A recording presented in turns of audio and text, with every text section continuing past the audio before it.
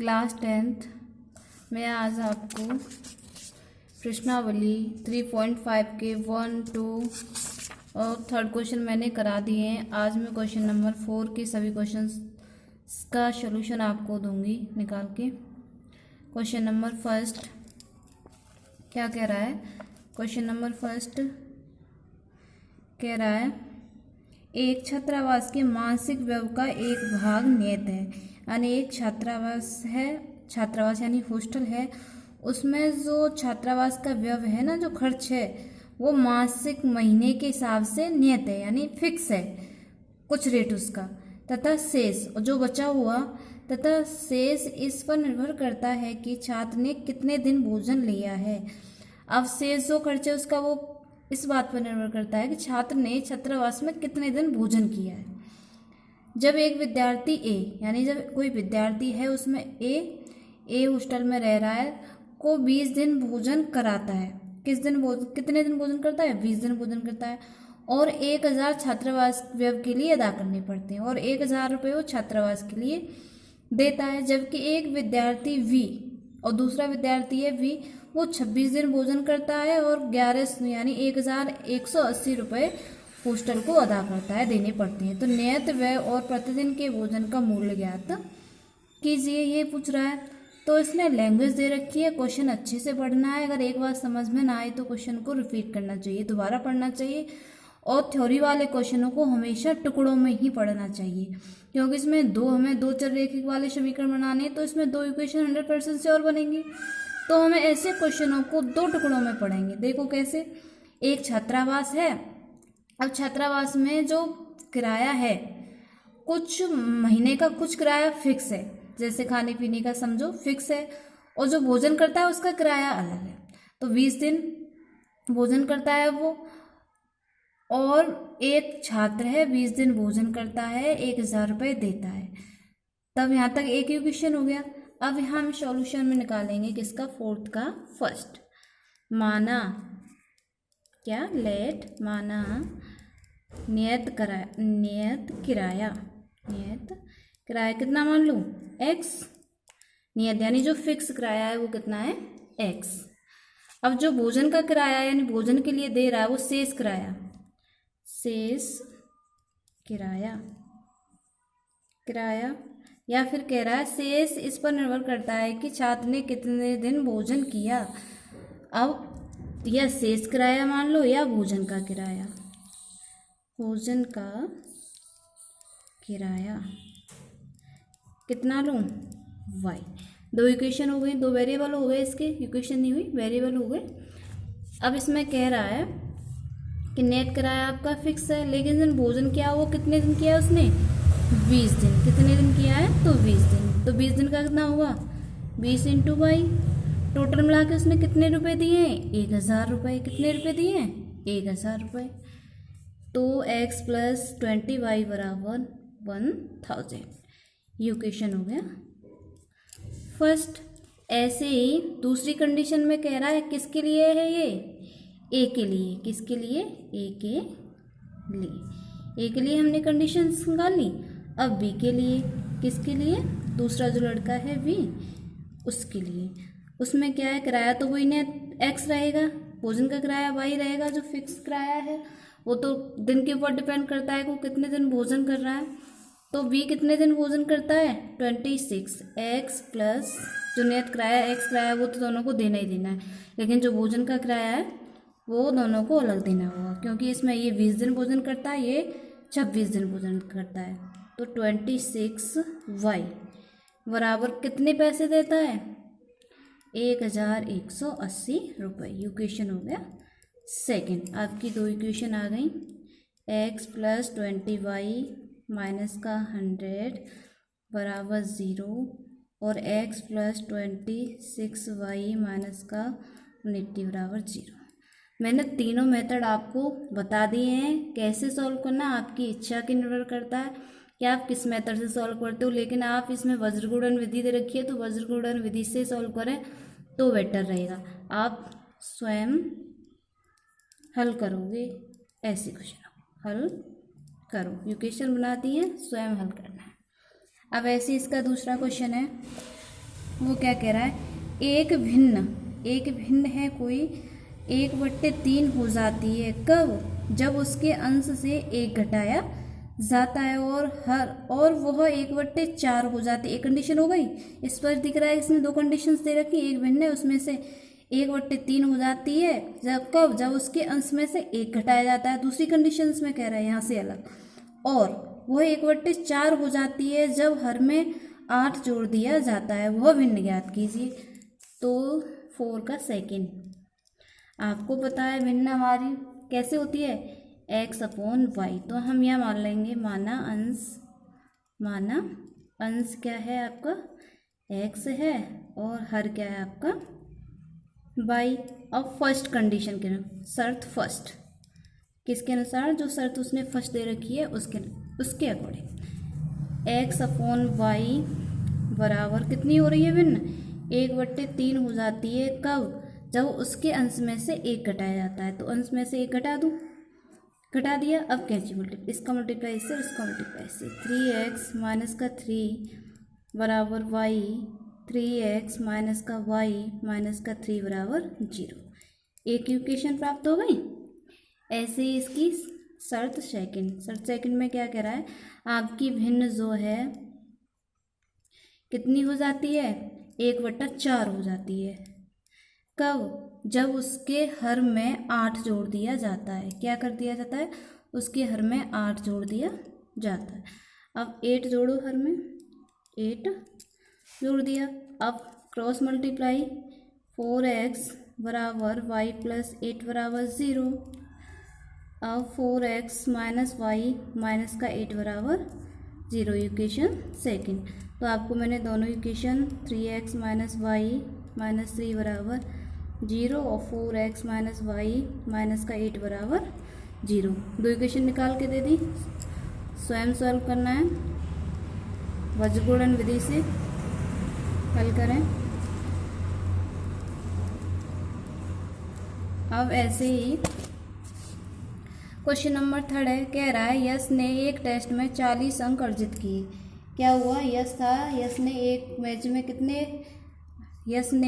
Test में 40 अंक अर्जित किए। जब उसके प्रत्येक सही उत्तर पर 3 अंक मिले तथा अशुद्ध उत्तर पर 1 अंक मिला।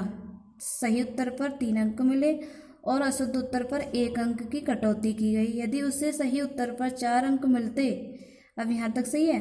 अब यहाँ से दूसरी कंडीशन, यदि उससे सही उत्तर पर 4 अंक मिलते तथा अशुद्ध उत्तर पर 2 अंक, तो यश 50 अंक अर्जित करता।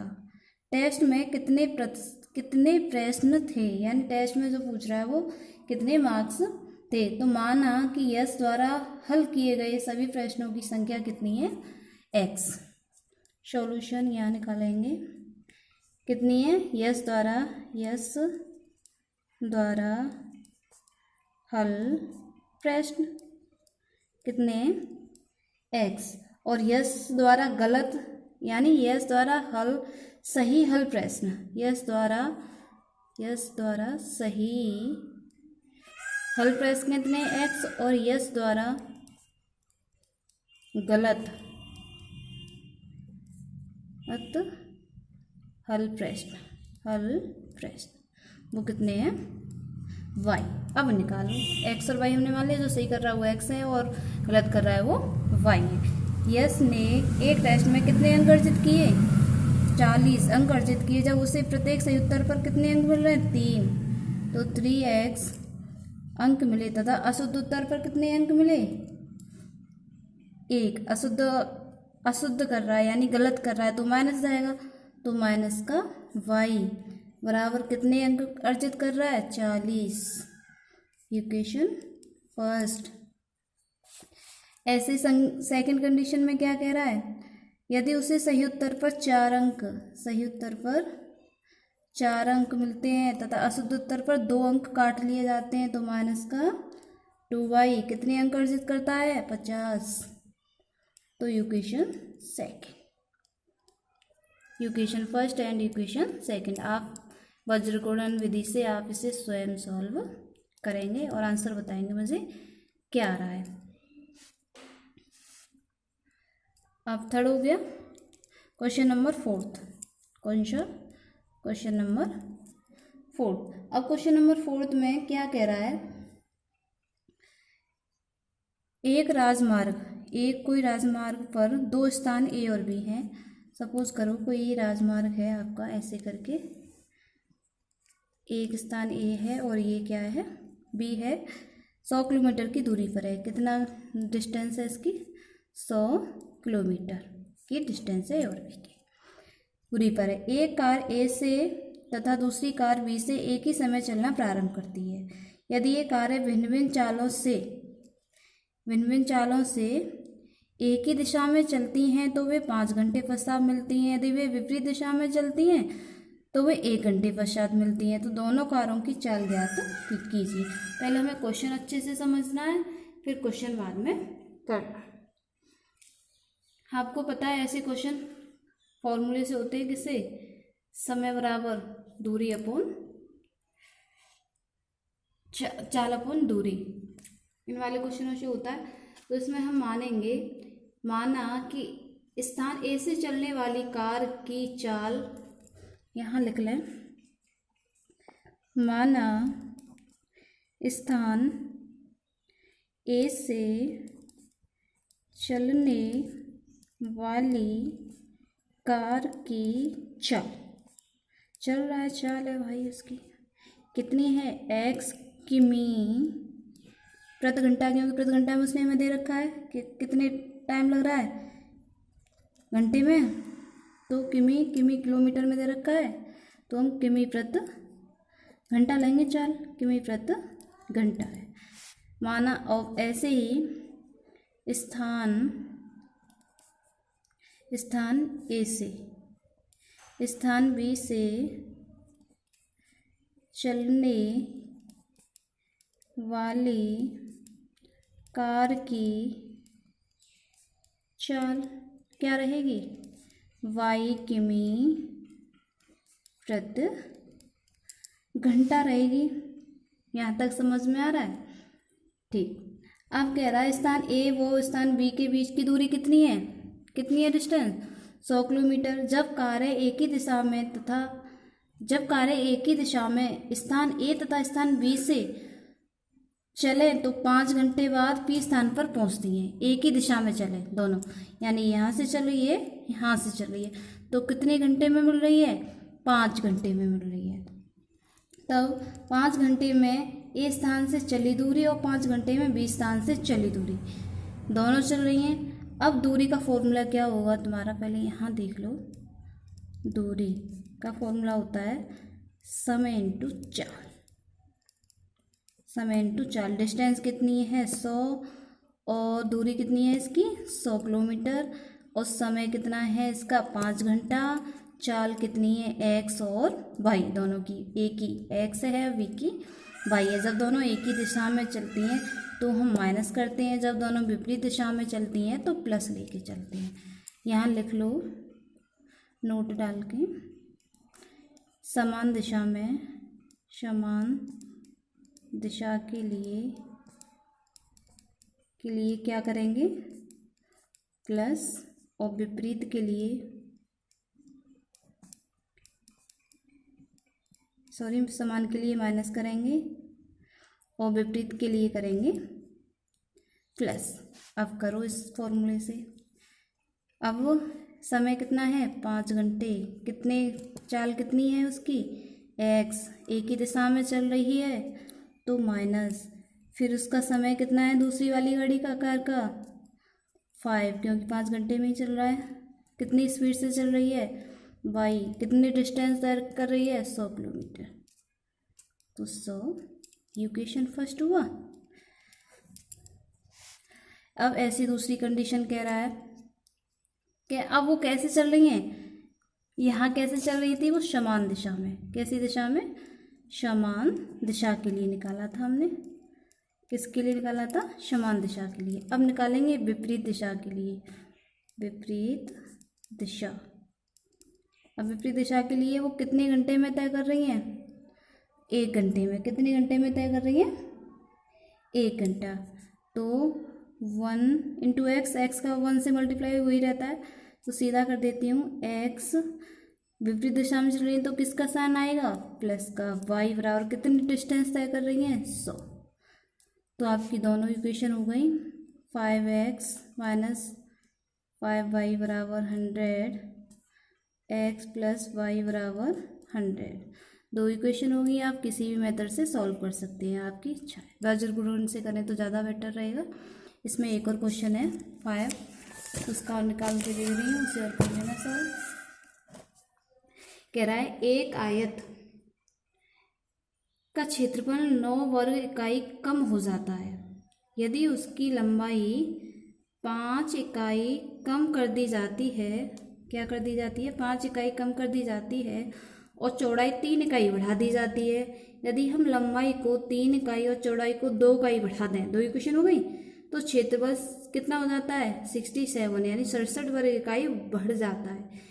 आयत की विमाएं ज्ञात कीजिए। आपको पता है आयत का क्षेत्रफल क्या होता है, लंबाई गुणा चौड़ाई, तो उसी के अकॉर्डिंग होगा।